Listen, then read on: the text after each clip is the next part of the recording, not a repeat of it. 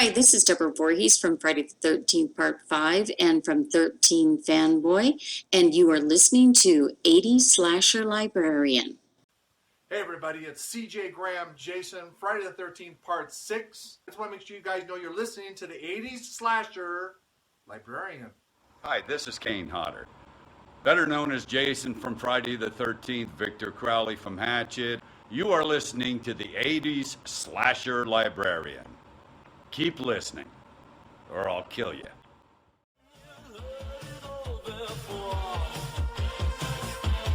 Now you're in suspense, you have to wait for more. In all those mysteries, you're taken by surprise. You never thought to see that look was in his eyes.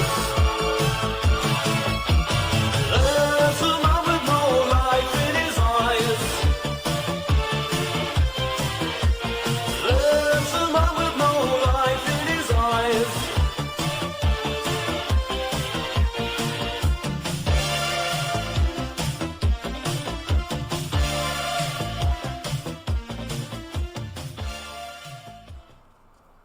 Friday the 13th, Part 5, A New Beginning. The Novelization by Landon Turner.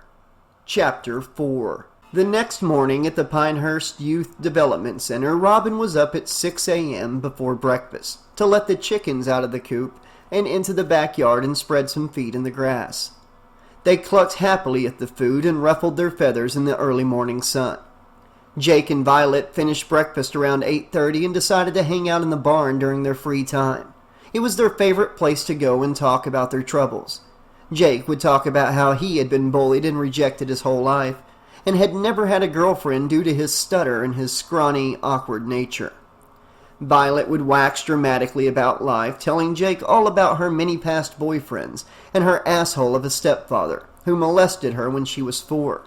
She told him how much she had hated him and how she had run away at 15 to live on her own, and eventually ended up at Pinehurst after being shipped from one foster home to another. The two had a good connection and had become fast friends, although Violet got annoyed by Jake's insecurities and Jake was put off by Violet's insensitive remarks that she played off as jokes. Matt and Pam sat in the living room by the fireplace and chatted. Tina and Eddie came gallivanting cheerfully out of the front door and out into the morning sun hand in hand. She laughed as he chased her, slapping her ass and then pulling at her hair like he was in elementary school. "Stop!" she squealed as she ran around the house towards the chicken coop. Tommy was awake and had been for some time. He managed to get only an hour of sleep before another nightmare had torn him from his peaceful slumber, leaving him sweating and hyperventilating and rushing downstairs to get water at 4 a.m.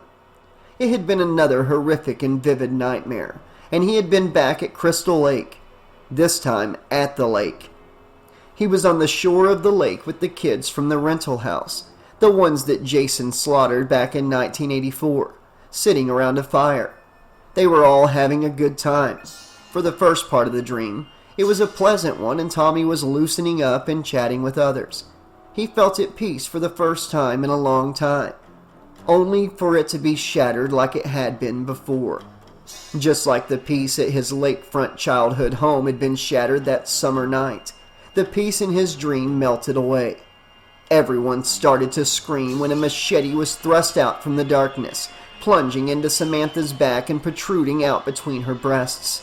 Blood sprayed the terrified teens and they ran for cover, but not Tommy. Just like the last nightmare, Tommy had frozen like the ice that had run through his veins at what he saw. It was Jason without his mask, hideously deformed. His skin was rotting. He was dripping wet with algae from the lake, wielding a machete that was coated with bright vermilion, coming towards him. Then he had woken up. Just another one for the archives, he thought, as he stared out his bedroom window.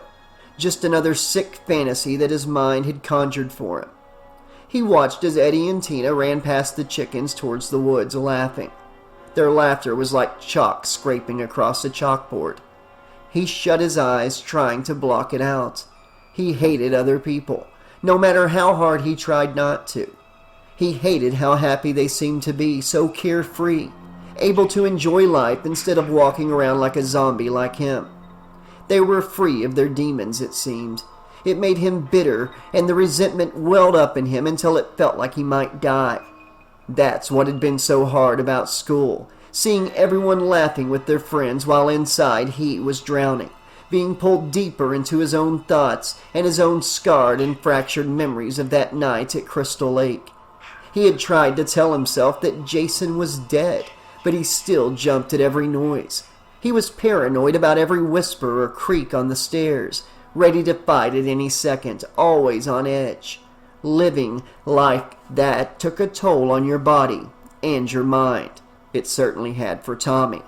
If he could just relax, Pinehurst might have been a great place to stay. He didn't know what had come over him when he had attacked Eddie. After he had been restrained by Matt, he had been made to apologize, but Tommy hadn't meant it. He wasn't sorry. That douchebag shouldn't have gone into his room and touched his things. He shouldn't have touched him. Everyone gets what's coming to them. But why me, he thought. What had he done to deserve what had happened to him?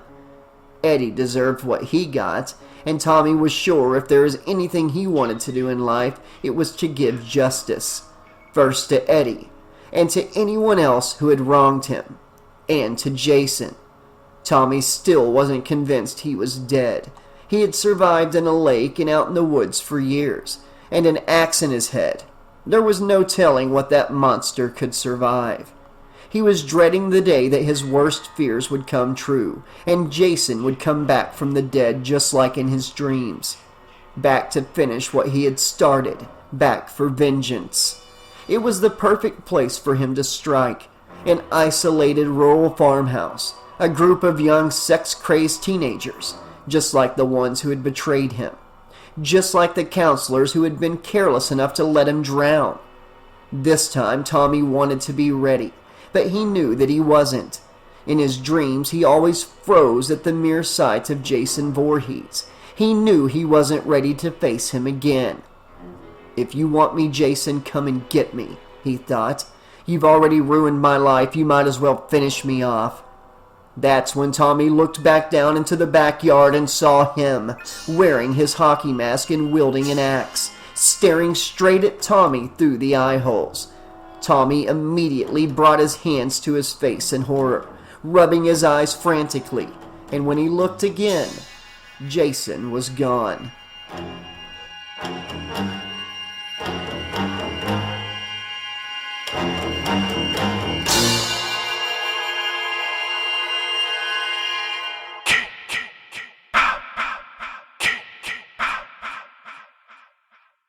The bodies of William McCauley and Lana Fisher were found by the morning crew of the Lakeside Diner off Highway 61. Tucker was now more sure than ever of who the killer was. It had to be Jason Voorhees. Billy had been propped up on the toilet in the employee bathroom, a gaping hole in the back of his head. Blood was smeared all over the bathroom walls like some kind of sick Rorschach. Lana was found hanging above the bar from a light fixture, the missing axe protruding from her torso, her white cotton blouse stained the same color as the pole at her feet, crimson red. The young waitress who had found the bodies wasn't able to stop screaming and had to be taken to the psych ward at the local hospital. Tucker leaned back in his chair at his desk back at the station and puffed on his cigar. Only one man ever committed murders like this, Tucker thought. Jason Voorhees. He had to be back from the dead somehow, unless it was Tommy Jarvis. But Matt had said Tommy almost never left his room. Maybe it was someone trying to kill off the rest of the paramedics. He had tried to warn Duke and Roy, but he couldn't get a hold of them on the phone. That theory didn't explain the two greasers that got nailed, he thought. For all Tucker knew, it could be Ethel, getting revenge against the town for building a nut house near her farm. But he couldn't picture little old Ethel hanging up Lana's body and carrying Billy into the bathroom. There was no one else that fit the profile of the killer. It had to be Jason. He didn't know how. Nobody else was as strong or as brutal as this killer was. It was the only explanation that he had besides Tommy Jarvis. Maybe Tommy had finally lost his entire grip on reality and became the mad killer that had taken his childhood. Could he have snuck out in the middle of the night, stolen the axe from the police station, and made his way to the diner to kill Billy and his girlfriend? It was possible. After all, Tucker wasn't convinced that Matt kept the house under lock and key when Tina and Eddie were always getting caught miles from the Pinehurst Center screwing around. Maybe he had snuck out a window. Who knows what kind of tricks Tommy had up his sleeve, Tucker thought. He had been able to take down a mass murderer. Who knew what else he was capable of? It seemed to make sense, but he didn't want to throw around accusations without any evidence, and Matt had given Tommy an alibi. The thing was, Matt could be saying anything to defend his patients. Maybe he had seen Tommy leave his room in the middle of the night and lied just to cover his own ass. If word got out that one of his patients had escaped and committed several murders, Matt would surely lose the rehab center. That would be a good motive for lying about Tommy's whereabouts, but he still wasn't sure. Damn the tabloids, he thought. He had tried to keep the fact that the murders resembled the murders at Camp Blood secret, but it had leaked anyway, probably due to Deputy Dodd's big mouth and his stupidity. Now the town was surely in a panic, and he was sure the mayor had heard all about it, and was on his way to give Tucker a piece of his mind. As if on cue, there was a knock at the door of the police station. And the stocky, red-faced mayor, Arthur Cobb of Pinehurst County, came barging in without waiting for Deputy Dodd to invite him in. He was dressed for success in a dark pinstripe suit, but his face read differently. His eyes were wide and his cheeks were flushed with stress and irritation. Tucker glanced at the mayor and stayed absolutely relaxed, leaning back in his chair and taking a long drive of his cigar. This made the mayor even more irate. "Morning, Mayor," Deputy Dodd said. The mayor ignored him and pointed the finger at Tucker. "Sheriff," he said, "I elected you for a goddamn good reason. When I went to bed last night, I thought these murders were going to be behind us. Then I wake up this morning and 2 more bodies have been found?" The sheriff didn't respond. The mayor glanced at both of them in disbelief. "So? Do you got a suspect or not?" Tucker glanced at Dodd and then back at the mayor. "The Pinehurst residents were all accounted for last night, Arthur. We just don't got any evidence to make any accusations," the sheriff said. "I don't care if you have to put your fucking mother behind bars," the mayor declared in exasperation. "I mean, what the hell is going on here?" "You see, Pinehurst is supposed to be a small town. You know what that means, Sheriff? That means it's supposed to be safe. Small towns are supposed to be safe." Tucker took another long drag of his cigar, then a smirk developed on his face. "I know who it is," he said resolutely. The mayor's eyes grew even wider. "What?" he said. "I said I know who it is." "Who?" "Jason Voorhees." The sheriff tried to contain his laughter. If the mayor wanted an answer, that was as good of one as he was going to get. "Jason Voorhees!" the mayor exclaimed. He looked at the sheriff dumbfounded. "You're out of your fucking mind! You've been out in the sun too long, Tucker." The sheriff took another long puff of his cigar and made sure the smoke blew into the mayor's face. "Jason Voorhees is dead," the mayor said. "His body was cremated. He's nothing but ash." The sheriff tossed his cigar butt into the ashtray and stood up, leaning close to the mayor's face, almost nose to nose with him. "Really, Mayor? You know that for sure? Were you there? Did you see him cremated?" the sheriff said, getting annoyed. The mayor narrowed his eyes furiously. "I cannot believe this," he said. "Jason Voorhees. Let me tell you something. Here's your Jason Voorhees right here." With that, he picked up the ashtray and dumped it onto the floor. The mayor straightened his suit and stormed off to the door, yanking it open and then turning back to Tucker. Your ass is on the line here, Tucker. You got that? You go out and get me a goddamn live suspect. His eyes glared at Tucker, and then he left as quickly as he came in, banging the door shut behind him. Tucker wanted to say so many things, but instead, he picked up the glass ashtray and hurled it at the wall. He now realized he had the task of finding the killer before they killed anyone else, and his prime suspect was dead.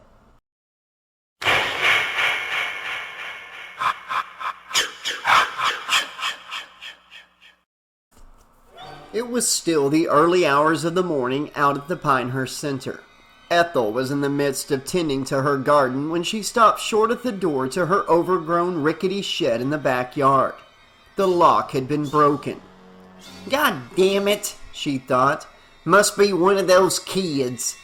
She listened silently but didn't hear anything from the inside of the shed. What if they were in there stealing from her, or worse, screwing their heads off? They could be in there doing drugs and end up making her whole property reek of reefer for weeks. "This'll be the last time they come on anyone's property," she said under her breath, and she dashed back inside the trailer, grabbing her shotgun by the door. "That'll show 'em," Ethel said. Even just firing a round off would surely scare them into never stepping foot in her yard ever again. But also, they were on her property, and she believed she had every right to bring bodily harm to trespassers. It would serve one of them right, she thought. Underneath her anger was jealousy of them. Jealousy of their young age and vibrance. Ethel hadn't figured that out yet, but she also didn't know many things. She didn't know why she had resigned herself to this filthy, squalid hovel that she shared with Junior. She ran back out into the yard, opened the door to the shed, and pointed the gun into the dark, musty interior. It was empty. Nothing but cardboard, rows of shelves and storage containers. Her eyes darted to the tools that were hanging from the walls. One space was empty, the space that held her long, sharp gardening shears. Ethel struck the door with the butt of the gun in anger. "Someone's been stealing," she thought. It had to be Raymond. She had known better than to let some man off the street into her home. God knows what else he had taken from her, and God knows where that man was now. He probably had taken off somewhere with her gardening shears and anything else he could find. "Shit!" she swore loudly, and banged the door to the shed closed. "Just like men to steal," she thought. "They ain't nothing but crooks and thieves." Ethel went back inside the trailer, set her gun down by the door, and stopped again in the kitchen. Her meat cleaver was missing from where it had been lying on the counter.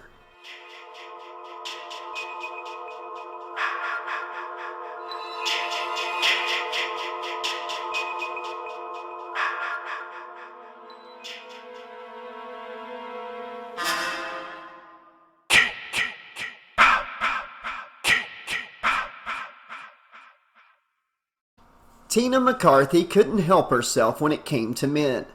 Ever since her dad left when she was 10, it had been that way. It was her way of getting the male attention that she never got as a young girl. At least that's what all her therapists and doctors said. Whenever a man showed her any semblance of kindness, she would fall head over heels and end up getting hurt. But Tina was convinced that with Eddie, things were different. Instead of just sex, Eddie listened to her and what she wanted. Isn't that what sex is supposed to be about? Listening to each other's wants and desires?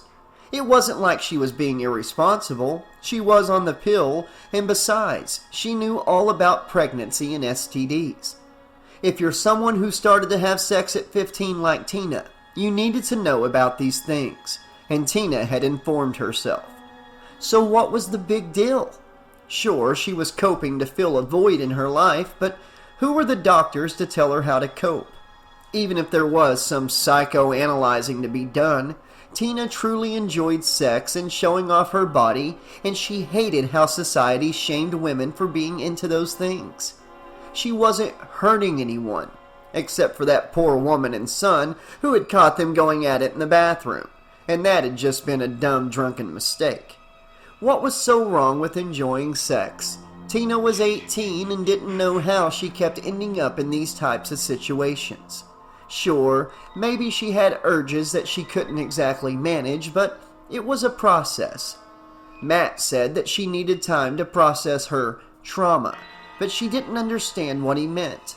She didn't want to process her trauma. She was sick and tired of the nightmares and of the memories and of talking about it. She just wanted to pretend that it hadn't happened and continue on like she had been. If society had a problem with it, they could stick it where the sun doesn't shine. Fuck it, she had thought one night after sex with Eddie. Society will call you a slut, but also make fun of you for being a virgin. You couldn't win, no matter what you did. So Tina did whatever she felt like doing and what made her happy, which was usually sex. She was glad that today was laundry day and that she had laundry duty, because right on top of the pile of laundry were her sheets, and if she washed them personally, Pam wouldn't have to do it, and then she wouldn't get in trouble for having sex in the house. As she hung up her dry sheets on the clothesline and stood out in the late morning sun, she thought back to Joey. On one hand, she was glad Joey wouldn't have to encounter her having sex with Eddie anymore, but she also couldn't shake what had happened. There had been so much blood. It had been so shocking. She had been nearby and Joey's screams of agony were still playing back in her mind. She never expected Vic to lose his mind like that. Never in a million years. Poor Joey. The kid was so sweet and harmless. Even if he could grate at your nerves, he didn't deserve something like that. She couldn't imagine a worse fate, except maybe drowning to death. It had been an exciting few days at Pinehurst, she thought. First, they got caught out by that hillbilly shed. Then Joey is attacked and killed by Vic. And finally, after all of that, Eddie gets attacked by Tommy. Tina had to admit it. Taking one of Tommy's things had been too far. But it had been a harmless prank. She remembered seeing that icy cold glare on Tommy's face when Eddie had walked in wearing that mask. What had happened to him? She had overheard Pam and Matt talking about him like he was some kind of special patient, and talking about how he had been attacked by a serial killer? She hoped Eddie wouldn't be dumb enough to keep provoking him. They had never had someone at Pinehurst like Tommy, and had never had anyone who had been through such a hellish nightmare. Vic was angry, sure, but he had never shown signs of snapping before he had swung that axe at Joey, and they had still steered clear of him. Hopefully Eddie had learned his lesson and would now steer clear of Tommy. Even Tina herself was scared, and she had never been scared of a man before. Men were interesting and alluring to her, but never threatening, at least not yet. And the strangest thing was that everything was seeming to amp up ever since Tommy arrived. Maybe Tommy was just bad luck. Maybe he brought negative energy around wherever he went. It seemed to explain all that had happened. It would explain why Vic had snapped. Her thoughts began to drift, and she suddenly found herself in a daydream as she thought of Eddie, making love to her just like the many times that had happened before, and how much better he was than other guys.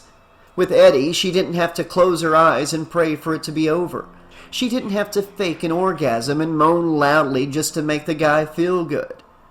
Eddie already knew how sexy and good he was. He didn't have to be reminded all the time, and that was attractive to her. A guy who is confident in himself. There was no need to let him know. There was something in that unabashed confidence of his that drew her to him like a moth to a flame. His smile, his thick head of dark hair, the wavy hair, his muscles rippling underneath his white t-shirt that he had been wearing when she had seen him, all made her weak at the knees. He had been at the grocery store where she worked, and she had seen him coming by and walking past her, so suave and careless and cool, running his hands through his hair absent-mindedly, and she had known right there that she wanted him. Then a series of flirtatious games started, where she would catch him glancing at her, admiring her beauty. And then she would get flowers that he had picked outside left at her cashier stand. He was almost like a little boy trying to win over his crush, and it had been adorable and endearing. Finally, she gave in when she had seen him shirtless, throwing rocks into a small creek. His boyish attitude was too much for her to handle. Then they held each other and balanced on the rocks that stuck out above the water, splashing around and enjoying themselves and eventually enjoying their first kiss. The first time they had sex, it was like a cherry bomb had gone off. There had been an explosion of ecstasy and passion. After that, they were hooked on each other and each other's bodies.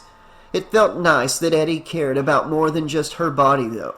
He asked her how things felt when he touched her in certain areas and checked in with her to make sure she was comfortable and relaxed. It was so different than any other sexual experience she had had. Her first time was with one of her uncles. He got her drunk at her 15th birthday party and fucked her after all the guests had gone home. She had never told anyone about that. She guessed that was the start of all of her mental issues. Her sexual encounters continued to scar her emotionally. Next, she was 16 and was forced to give a blowjob to a senior boy, or else he would rat her out for smoking cigarettes in the girls' bathroom. Then at 17, she told a guy to stop, but he kept going, and the trauma kept going on and on. Maybe the reason she had had so much sex is because she was trying to gain control over her sex life. The more sex she had, the more chances she had to get it right. When she had first hooked up with Eddie, she couldn't get enough. It was the only good sexual experience she had ever had, and she wanted more, desperately trying to right what had been wronged. It made sense to her anyway, and she wasn't planning on giving up the intoxicating drug that was Eddie Kelso anytime soon. For the first time in her life, she felt appreciated and cherished by a man and not just used like a piece of meat. Whenever Eddie looked into her eyes, she just knew he was the one. There was no denying it. They had real chemistry. She wished Eddie had been there when Joey was attacked. Eddie was the type of guy to jump in and help him. That's also what she loved about him. He genuinely was a good, light-hearted person. And after dealing with her bitter asshole of a stepfather for years, he was so refreshing. Only problem was, he was another patient, and she had heard all kinds of warnings against dating other patients in rehab. What would happen if Eddie got sent somewhere else?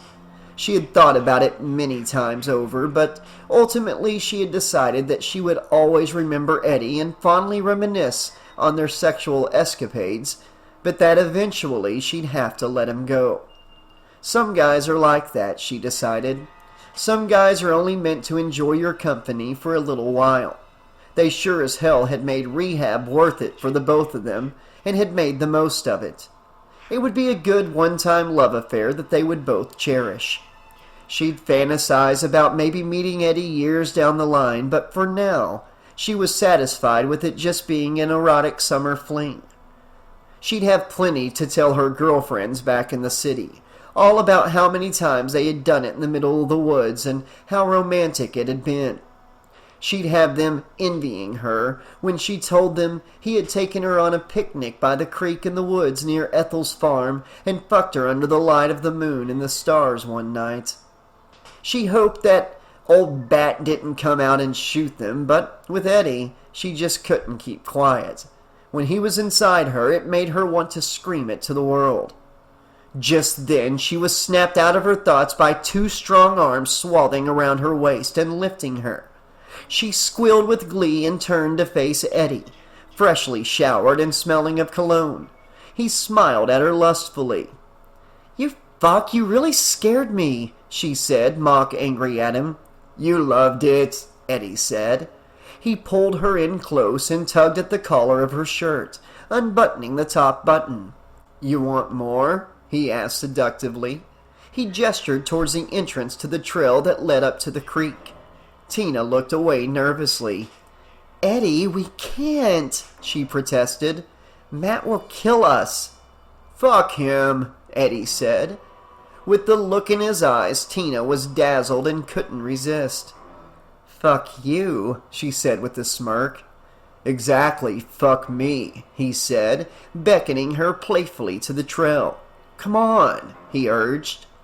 Tina took one last nervous glance back at the house to make sure nobody was watching, and then followed him giddily down the trail, still carrying one of the sheets she was hanging up. They ran into a clearing, Tina chasing Eddie and then the other way around. It was a very flirty and playful game of cat and mouse. Eddie slipped into a pile of dead leaves by an old pine tree, and Tina went down with him. They got up, throwing leaves at each other like children. Eddie lifted her, spinning her around as she laughed. He dropped her and then ran off, Tina following after. After playfully chasing each other for about a quarter of a mile into the dense woods, they both heard the sound of running water, the perfect background noise to their romantic tryst. They found a wide open clearing, and as the sun cast shadows that danced around them in the cool morning breeze, they spread out the sheet and embraced, kissing passionately. The leaves falling around them from the canopy of trees, the bubbling of the creek nearby, and the sunlight beaming in through the branches, and casting them in a warm yellow glow made for an idyllic scene. If they had listened closely, they might have noticed the soft footfalls just a few feet away behind a tangle of briars and thorns. They were blissfully unaware. The two lovers stripped, and Eddie thrust his body into Tina's as he fondled her large breast and kissed her. Their moans of passion were louder than the footsteps and the heavy breathing. They might have seen Raymond behind the thicket of foliage at the edge of the clearing if they weren't so preoccupied. He watched them, his eyes narrowed curiously, and then he heard footfalls that weren't his own. Little did he know he was in the terribly wrong place at the terribly wrong time. He turned and watched as the blade of a hunting knife flashed silver, and Raymond felt the cold steel pierce his belly with immense force. He was dead before he hit the ground. A crow squawked above, making its warning call about the dark presence below, but the lovers were oblivious.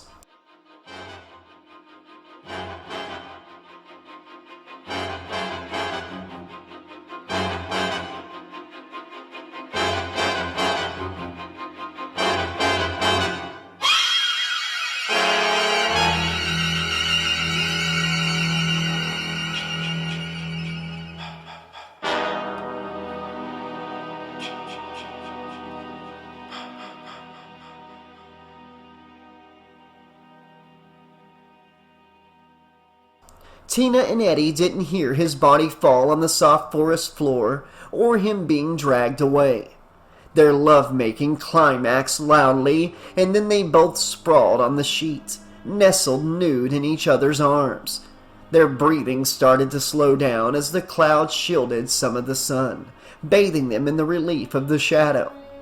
They relaxed in the afterglow for a few more moments, enjoying the crisp air and the birds singing above in the trees. After some more basking, Eddie stood to his feet and pulled on his jeans, fastening them, and then leaned down to Tina and nuzzled her neck. "I'm gonna go wash up," he said, kissing her earlobe. "Okay, sugar," she said. "Hurry back." Eddie walked off towards the sound of the running water, as Tina lay sunbathing on the linens they had spread out on the leaves, her eyes closed. She let out a deep sigh, still able to feel Eddie and his body on top of her, and able to feel the way his hands felt when they were touching her. It was even better than the last time. There was something about doing it in the woods that felt so right. Maybe it was just being out in nature that could make you feel so connected to another person, as if there were nowhere else on earth she wanted to be except right there with him. Or maybe it was him. Maybe he really was that special, even if she had only known him for a few short weeks. But what difference did it make? She wasn't getting attached to him. There was something calmer about being with him. Maybe that's what true love felt like. Her mother had called her a whore at 15 and told her that she didn't know what true love felt like. Well, screw you, Mom, she thought.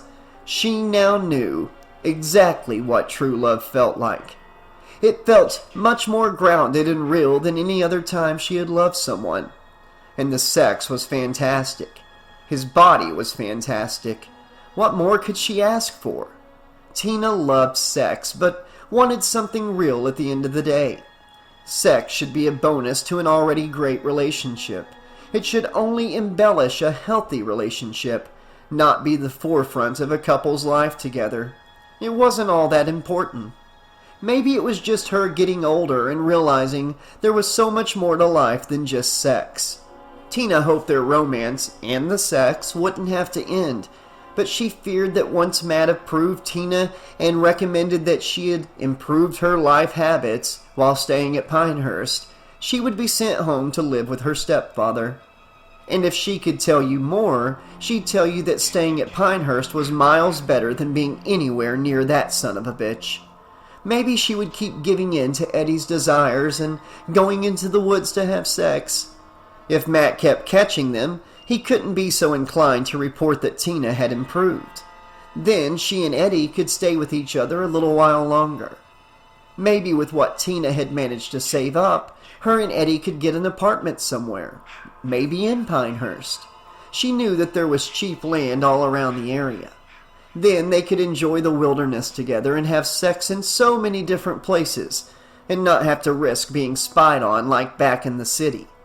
It was the middle of nowhere, and Tina almost liked it better that way. It was easier to have a private life out here, like the one she enjoyed, with plenty of sex with men. She and Eddie really could have something special going on. Tina opened her eyes, gazing dreamily up at the canopy and the blue sky that laid beyond it. She listened to the sound of the birds and the running water, thinking about how much trouble they'd be in if they got caught again. Matt would probably just give them another lecture, Tina thought, and then Eddie would coax her into another sexual tryst. Maybe that was the answer. She wanted as much time with Eddie as possible, so she had to show as little improvement as she could. She closed her eyes again. Then she heard soft footsteps approaching her, slow at first and then rapid. It was probably Eddie, she thought, back from the creek. Tina opened her eyes. Two evil, deranged eyes were staring back at her. They narrowed and then widened with insatiable lust as the man in the hockey mask raised the rusted pair of garden shears into the air. Tina's frenzied scream was cut short. The birds above scattered. One more down.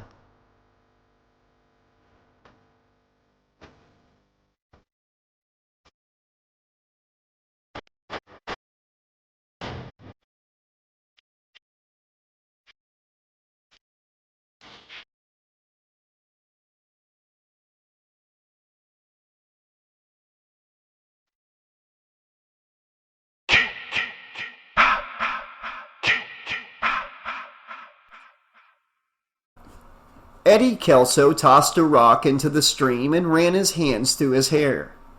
What a summer it had been, he thought to himself. Sex with a smoking hot girl with a great body and personality out in the middle of the woods, away from the stress of their dysfunctional lives. It felt like it was just the two of them in the world. All of his problems and other people seemed to disappear whenever he stared into her wistful brown eyes. He wondered if it was only lust he was after, or true love. Tina certainly felt different than his past girlfriends.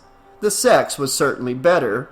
Tina was obviously experienced and knew what she was doing, and that made for a better time than a nervous, sheltered virgin from the city. She had seen a thing or two and been around the block quite a bit. For some guys, that could be a huge turnoff, but it didn't distract Eddie. How could he turn away a girl like Tina just over the fact that she had a history? He would be giving up the chance of a lifetime, all because of a personal hang-up. Who cares if some other man had been inside her? It was weird for him to think about, but his lust for her body outweighed his personal disgust. It was as if they were completely in sync with each other whenever they made love, as if God was directing the scene himself. He almost didn't want to lose her, but he figured that it would likely come to an end in one way or another. Summer flings always do. He would probably end up back in the city living with his parents, and Tina would be shipped back home to her asshole stepfather. What a bummer end to an erotic summer. Maybe losing a girl like that was worth it, he decided. Maybe she was truly too good to be true. Maybe girls like that only come into your life for a season, just to show you that side of her for a moment, to let you explore her world, and then she's gone. Usually that's how it went for Eddie. He could never quite stay committed to anything. The doctor said it was bipolar disorder. His mania was the reason for his bold and spur-of-the-moment sexual encounters. Eddie didn't know how true any of the shit they said was, but he knew one thing. He loved women, and he loved sex. Maybe if those doctors were getting laid, they wouldn't be so quick to pathologize him, he thought. He didn't know if he loved Tina. Maybe it would take a few more weeks of getting to know her before he could decide. He didn't feel like tying himself down to one girl. The world was full of so many experiences, and he didn't feel the need to commit to one thing. He hoped Tina felt the same way, but he knew women could get attached, and he didn't want their relationship to go down that road. Hopefully, he could explain to her before he left that he wasn't the type to get tied down. He definitely didn't want to just leave without saying goodbye. Tina wasn't the type of girl you treated flippantly. She was a once-in-a-lifetime type of relationship, and he didn't want it to be shuffled back in his memory as a one-night stand. It had been real. It wasn't just about getting your rocks off anymore. It was about truly loving someone and everything about them. The way they smelled, the things they said. Eddie threw another rock into the creek and watched plaintively as it skipped across the rushing water. As he stood up, a branch cracked nearby, and he looked towards the sound. But there was nothing there. Shrugging it off, he started the lengthy walk back to the clearing. As the trees cleared, he saw Tina lying on her side facing away from him, her snow-white skin gleaming in the sun. "I'm back," he said. Tina didn't roll over or say a word. "What is this, sleeping?" He kissed the back of her neck, running his hands through her jet black hair that was fanned out around her head. "Tina?" he said. He rolled her over onto her back and he gasped. Her brown eyes were now replaced by two bloody eye sockets. Blood was splattered all over the white sheet. Her mouth was open in a silent scream. Eddie couldn't utter a sound. He rose slowly to his feet, not able to pry his eyes away from his mutilated lover. He stumbled backwards, the shock beginning to overtake him.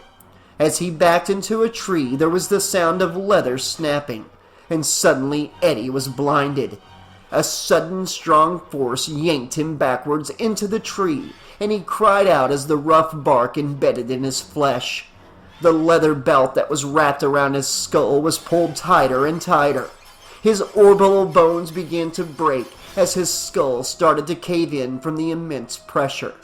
Suddenly it got even tighter as the assailant slipped a tree branch into the belt loops and began twisting with all of their might. Eddie screamed, but it was no use. Nobody was coming to save him.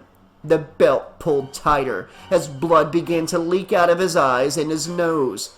Snap! The leather belt broke under the pressure, and Eddie suddenly felt nothing.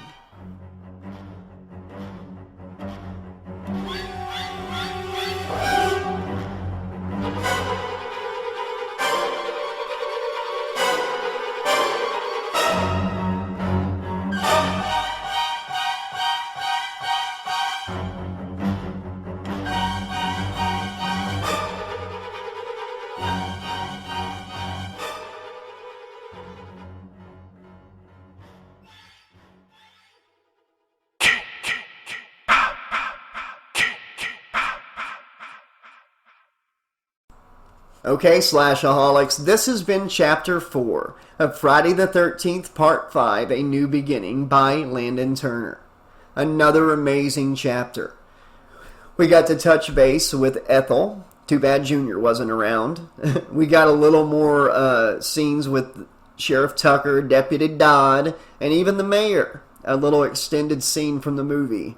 I really enjoyed getting into the sheriff's head a little bit there.